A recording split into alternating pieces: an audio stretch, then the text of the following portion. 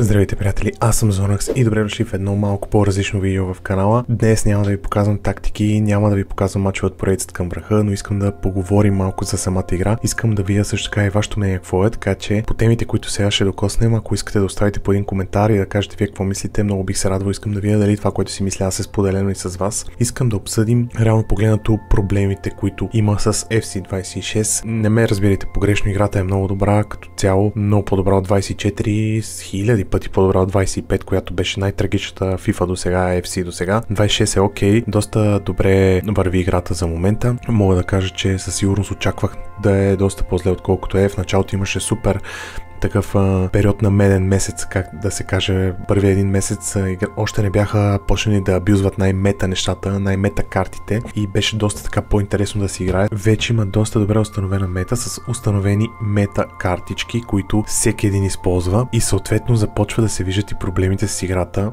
Сега ще ги обсъдим, но искам да ви кажа, че следя горе-долу какво се случва и новини покрай играта и съм видял, че скоро ще има пач, който ще адресира една част от нещата, така че се надяваме да успея да го поправят, но въпреки всичко бих искал да изговоря тези работи. Искам да видя и вашето мнение, да го изкоментирам с вас. Записвам това видео след една сесия, след един стрим, в който не ми се получиха доста добре нещата. Доста мачове загубих, но като цял геймплея беше трагичен и просто ме накара още повече да осъзная и да видя самите проблеми в играта. Ще започна с най-дразнещото нещо в играта и това за мен са кикофа и корнерите. Има един проблем в тази игра и то е, че изключително лесно да се вкара кикоф и е доста лесно да се вкара от корнер. Не са директните голове от корнер проблем, когато топката се центрира, по-скоро са късите пасове и затова и след късия пас от корнер, как защитниците застават на едно място и абсолютно нищо не правят, си да ти гледат просто напред, без абсолютно да правят нищо. Оставят противника да си развие атаката, да си направи атаката. Не ме разберите погрешно, доста голове от кикоф вкарвам и аз и от корнер, но не мога да вече да се зарадвам дори на тях. Преди се радвах, нали, когато успееш да вкараш кикоф или от корнер, от време на време се случваше, сега не мога дори да се зарадвам. Значи в последните няколко мача, които изиграх тази вечер реално, имаше един мач, в който ми вкараха 5 гола, аз карах също 5 гола в Division Rivals, завършихме 5 на 5. Между другото, само да ви покажа за тези, които са нови в канала. По принцип, абсолютно винаги стигам до елит дивизията всяка игра. Успявам да направя максимум победи, дали е 15, дали е 20, преди 30 и така нататък. Успявам поне няколко пъти в годината да ги направя, така че нивото ми е окей. Последните две уикенд лиги правя по 12 победи и 3 загуби и в момента сме на път за първа дивизия. Реално бях даже на един мач от първа дивизия на няколко пъти преди да загубя няколко мача подред. Тоест горе-долу мога да ви дам мнение. Със сигурност, че има такива от вас, които са и на това ниво и повече, но мога да ви дам мнение като на човек, който се мъчи с доста добри противници. И това, което тръгна да ви казваме, в матч, който беше 5 на 5, противника ми вкара 3 гола от киков и 2 гола от корнер. Значи просто беше отвратително. И нито една адекватна, хубава, нормална атака с подавания, с освобождаване на футболистите, с някакво движение, което просто да завърши с гол. Дори просто да е тъп гол след рикошет, няма. Киков и корнер. Това нещо просто е за мен номер едно нещото, което трябва от EA Sports да променят. Вече в някакви новини, които гледах за пача, казаха, че ще адресират този проблем с кикофа. Вече направиха даже един пач, той обаче не направи нещата по-зле. Сега и дори не можеш и да пресираш. Давам ви само за пример. Падате с 2 гола, 85 минута, вкарвате един гол и си казвате, окей, 85 минута, имам 5 минути да направя още една атака. Противника бие център и той, ако не тръгне да атакува, вашите защитници изобщо застават пред наказателното и не се мърдат до края на матча. То така не ти дава шанс да се завърнеш в матча. Направо отвратително, изключително е тегаво. Знам, че и вие го изпитвате. Това е номер едно нещо, което искам да го махна. Напишете ми долу в коментарите. Вие успяхте ли да намерите някакъв начин да се справите с кикофите и корнерите и какво правите? Просто аз това, което правя в момента е просто се моля на Господ да няма гол, стискам палци и гледам да не се изхвърля с защитниците, но абсолютно нищо не се получава. Киков, когато играта реши, че ще има, просто винаги има. Сега преминаваме към второто нещо, което трябва да се адресира и да се оправи. Това нещо е колко са силни и са overpowerнати жените в играта. Това просто не е реалистично. Аз се принудих да направя целият отбор с жени, почти само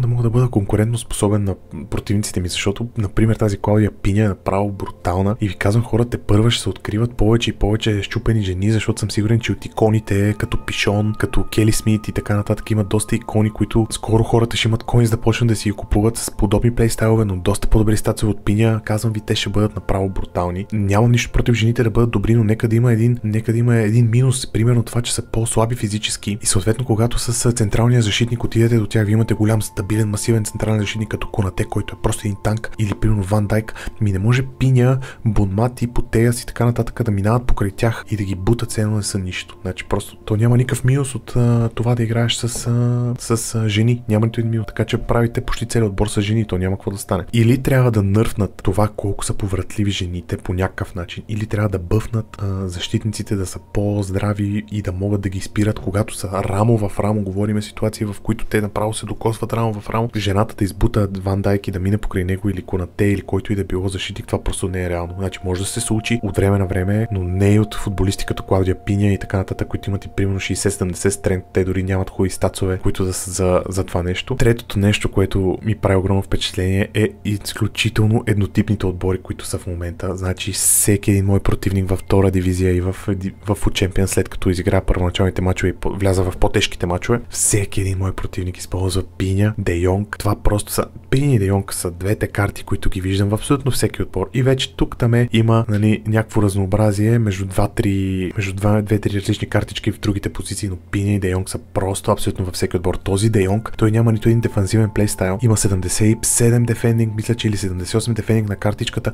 Той не може да мине никой покрай него. Не може да му се отнеме топката. Това е абсолютно нереалистично. Просто не мога да повярвам. И другото нещо, което ме навежда от тук в следващата точка, която искам да обсъдим с вас, е как всеки един, който се защитава на по-високо ниво, в по-висока дивизия, не избира централните защитници абсолютно никога. Това прави изключително трудно нападението. Значи избират Де Йонг и докато не отнемат топката, те не сменят от Де Йонг. Буквално те гонят из целия терен по едното крило, по другото назад, докато не приключи атаката, не избира Де Йонг. Да, понякога успяваш да вкараш гол, защото примерно успяваш да минеш покрай футболистите му, покрай защитниците, защото не ги избрал, но много повече са пътите, в които той успява да ти отнеме, защото просто Де Йонг те настига в гръб, почва да те бута и ти я взима. И интересно как Де Йонг и други, дали Райндерс, Де Йонг и така нататък, Мариона, която ползва нас, Патрик Гуихаро, дори Потеяс, успяват, когато настигнат някой нападател в гръб, да го избутат и да му отнемат. Но когато аз избера централния защитник и отида да ги бутна, или примерно да бутна някоя жена, когато тя атакува срещу мен, например Пиня, не се получава. Обаче докато гониш с дефанзивния халф, се получава. Това е изключително отвратително. Аз съм сигурен, че вие го изпитвате, но все пак искам да ми кажете вашето мнение в коментарите отдолу. Как се справяте с това нещо? Това, което правя аз, е просто се опитвам да тичам в права линия, да им минавам покрай централните защитници, защото когато те не са ги избрали, те не са активни, не могат да направят сами този атакъл да отнемат топката, не могат да направят това пресягане, за да ви бръкнат в краката и да отнемат топката, въпреки че доста често ми се случва и без да ги контролират сами да го правят. Друго нещо, което съм забелязал, е, че тъй като се използват много малко картички като цяло, като разнообразност по различните позиции по терена, стават едни и същи отбори, но нямаш и възможност да подобриш отбора. Например, аз съм събрал в момента над 500 000 коинс, в момента виждате имам 80 000, но се продава пишон, защото купих да я пробвам. Супер мета ми изглеждаше, купих да я пробвам, сега я продавам, но кажем 500 000 коинс имам. Аз не мога да си апгрейдна отбора почти никъде, защото реално ако смена Клаудия Пиня с някой нападател, който е 200, 300, 400 000 коинс, Майкъл Оуен, дори икона, Хюго Санчес, някаква икона, нещо готина картичка, усеща се огромен даунгрейд. Пиня е просто 10 пъти по-добра. Това е просто за какво играем тогава, за какво събираме тия коинс? За да може да си купим Мбапе на 2 милиона, ами то трябва да има и опции по средата. Също нещо из халфата линия. Ти ако имаш Де Йонг за 150 000, на тебе не ти трябва абсолютно никой друг, докато не събереш за Патрис Виера. Същото нещо и в халфата линия, например, имаш Де Йонг, ти докато не събереш коинс за Хулит, то не ти трябва никой друг. Той даже не знам дали Хулит ще е по-добър от Де Йонг на този етап. Всеки противник е усетил метата, Пиня, Де Йонг. Футболистите на Барса няма мърдане, една и съща формация, 4-4-1-1, абсолютно всички играят, 95% по един и същи начин. Контратаки, между другото, това не обсъдихме контратаките. Всеки се защитава в наказателното, не сменя от дефанзивния халф и като отнеме топката турбо контратака и пробва да мине, да се сбута с вашите и да мине с жените. Това е абсолютна малумщина.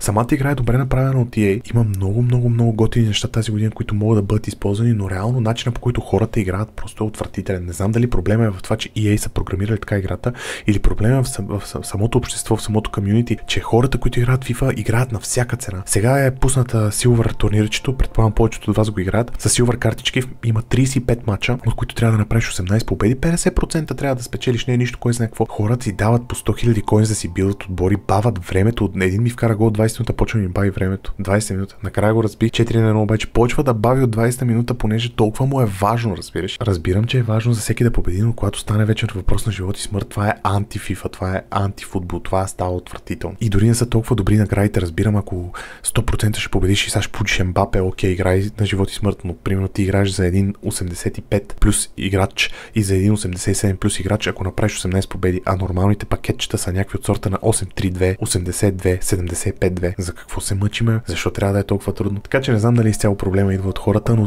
EA Sports са направили игра, която има много работи, които могат да бъдат абюзвани и хората ги абюзват. Така че според мен имат вина и от EA Sports, защото ако направят доста различни карти да са еднакво добри и различни плейстайлове да въжат, например с центрирания, например с бавно изнасяне на топката, да не са само контратаки и тичане с дефанзивния халф за защита, ако те направят нещата да работят, ще има и различни формации, ще има различни футболисти, ще има нови мети, ще се променят. Тя играта няма да се промени, докато не направят някакъв брутален патч. И стискам палци, наистина, сега октомври месец краят патча да промени нещата и да направим едно обобщение, какво се случва сега. По точките, които обсъдихме сега, срещу всеки един противник, срещу който играете, Пиня, Де Йонг, Потеяс, Бонмати, зависи колко бюджет има, разбира се, едни и същи картички, нали, в нападение, в защита, по крилата, едни и същи вратари. Начин на игра. Защита гони с дефанзивния халф. В нападение турбо контратака проба да се сбута с жените, да мине на късмет с рикошети да вкара гол. И като вкара гол или ти ако вкараш гол, след това другия се мъчи да вкара киков или корнер. Хора във втора дивизия, казвам ви, сега 2 пъти имах матч за първа дивизия. Човека, сред който ме би реално единия с един гол разлика. Той играеше за корнери. Какво е това нещо? Аз не съм виждал такова нещо никога. Той опитваше, правеше атаки, когато ъгъла за удар не е хубав, не може да вкара, няма как да се получи. Той биеше във вратаря с сила, с пауършот или по какъвто начин може да направи корнер. Аз такова нещо не съм виждал. Да играеш активно за корнер, това е абсолютно за мен лично, това е абсолютно жалкарство.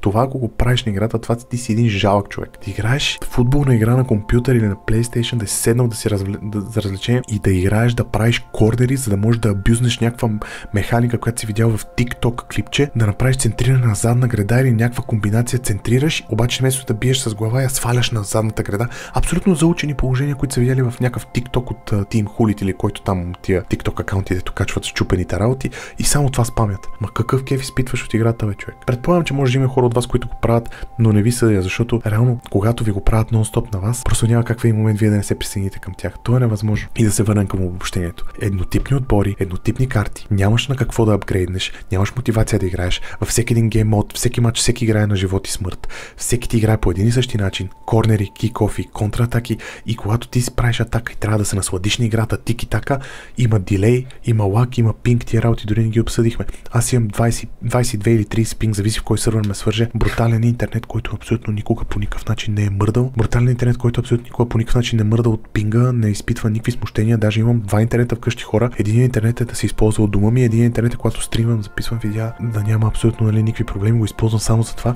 и ми почва матч и ми изписва Unstable Connection. Абе хора, вие ли си какъв Unstable Connection? Това сте го видяли, аз съм сигурен много от вас. Почва матч Unstable Connection. Значи Unstable Connection висок. Дилей, футболистите не се пресягат за топката. Това е еднотипен начин на игра с контратаки, с корнери, с жалки подавания назад, въртене. Това дори не го коментирахме. Въртат се постоянно с някоя жена, избират и се въртат в кръг, докато не се изнервите, не се изхвърлите и не минат покрай вас. И в замяна какво получаваш? Някакъв пакет, от който ти се пада футболист, който ти не можеш да го използваш 99% от случаите. Не знам дали само аз съм изнервен толкова с играта, просто имах нужда тези работи да ви ги кажа, хора. Знаете, по принцип, продължаваме с видеята, продължаваме с стримовете, продължаваме с тактиките, натискаме, отиваме към 1000 абоната. Ако вече сте гледали миналото видео, правя giveaway, може да се запишете за него. Ако ви е интересно, проверете последното видео на 1000 абоната го правим. Разбира се, това, което ви казвам сега, няма да ме откажа от играта. Просто искам да видя. Напишете ми долу в коментарите, вие чувствате ли се по този начин, усещате ли тези неща, които казвам аз. Ако нещо сте намерили начин да го преборите, как го правите, наистина ми е любопитно. Бих искал да чуя вашето мнение. Има още много работи, които могат да бъдат казани, така че заповядайте на стрима. Ако имате въпроси, можем да си говорим на живо, да ги обсъдим. Може би по-късен етап от играта, след някой друг патч ще направя още едно подобно такова видео, в което ще обсъдим как е състоянието на играта след патчовете и ако се промени метата, но това е което съм видял аз за момента. Споделете вашето мнение долу в коментарите, отново казвам. Благодаря ви много, че изгледахте видеото. Ако ви е харесало, дайте му един палец. Може да се абонирате за канала, за да ме подкрепите напълно безплатно. Отнема 2 секунди, много ми помага на мен. Така че ще се радвам да чуя вашето мнение. Благодаря ви, че бяхме заедно и до следващия път. Довиждане!